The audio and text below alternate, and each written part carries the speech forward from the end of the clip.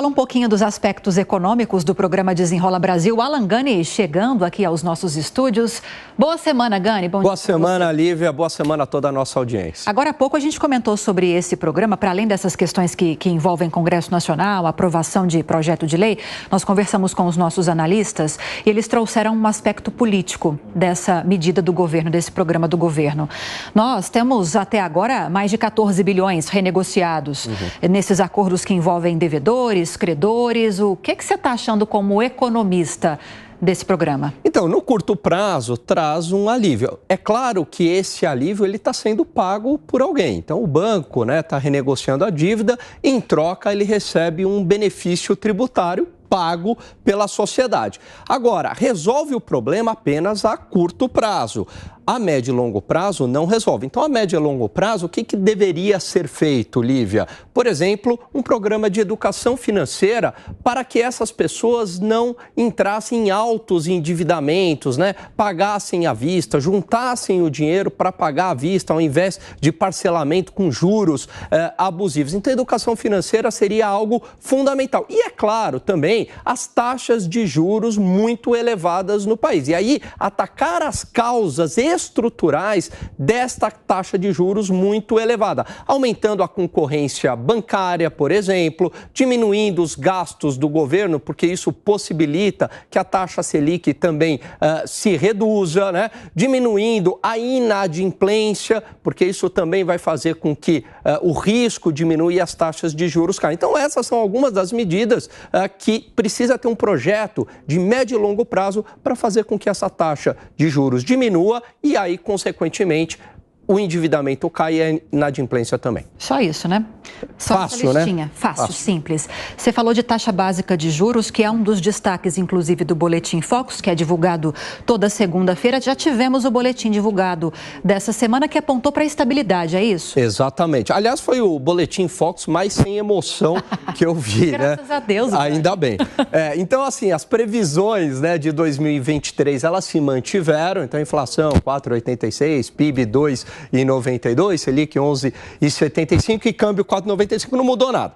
2024 teve uma ligeira aceleração da inflação, ligeira, de 3,86 para 3,87. Agora, é uma boa notícia essa estabilidade, por quê? Porque as expectativas, elas estão ancoradas. Se todo mundo acreditar, por exemplo, que vai ter inflação, o mercado se antecipa. Então, os empresários vão lá e falam, opa, vai ter inflação lá na frente, já reajusta o preço. O funcionário, acreditando que vai ter inflação, vai pedir aumento no salário. E aí, o que acontece? A inflação se concretiza. Então, essa estabilidade nas expectativas captadas pela projeção do Focus é uma ótima notícia. É claro que a projeção de inflação ainda está acima do centro da meta de 3,25, então dificilmente, por isso que o Banco Central fala em expectativas ancoradas parcialmente, então dificilmente vai ter uma queda da Selic para 0,75, mas pelo menos não vai interromper essa queda de 0,50 pontos percentuais. Boa notícia, Lívia. Agora, quando você fala, Gani, dessa ancoragem de expectativas, você olha para um cenário próximo só para 2023 ou engloba também Boa previsões, pergunta. Indicadores para os próximos anos, 2024, 2025? Boa pergunta. Geralmente a gente olha para 1, 2 anos,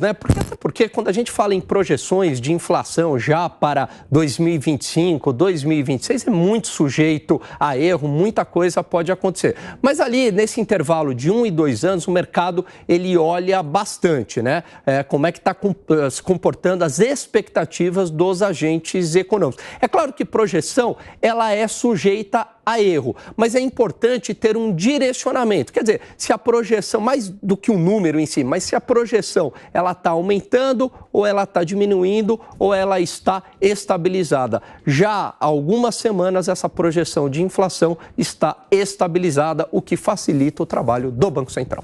Não sei se a gente tem tempo para mais uma pergunta, mas rapidinho para a gente fechar, Gani, há uma previsão de que no Congresso Nacional algumas pautas econômicas avancem, polêmicas avancem.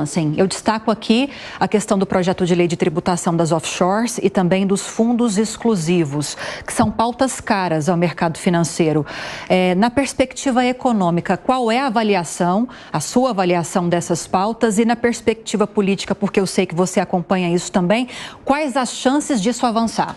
Pois é, nas perspectivas econômicas, isso vai ajudar o resultado das contas públicas à medida que aumenta a arrecadação, né? Então, é uma medida muito focada na arrecadação. Agora, se a gente também pensar do ponto de vista político, muitos parlamentares provavelmente têm contas offshore. Lembrando que ter conta offshore não é algo ilegal, ou também tem lá os seus fundos exclusivos que acabam tendo vantagens tributárias, porque não tem o tal lá do come cotas, que é uma antecipação do imposto a cada 6 meses. Você difere isso e só paga no resgate. E claro que há grupos de pressão no mercado financeiro muito poderosos que fazem pressão em cima do Congresso. Então, eu acredito, Lívia, que dificilmente passará por conta disso, ou se passar, vai passar numa versão muito mais atenuada. Mais carinhosa ao mercado, Exatamente. digamos assim. Te agradeço, tá? As análises, já você volta para falar com a gente.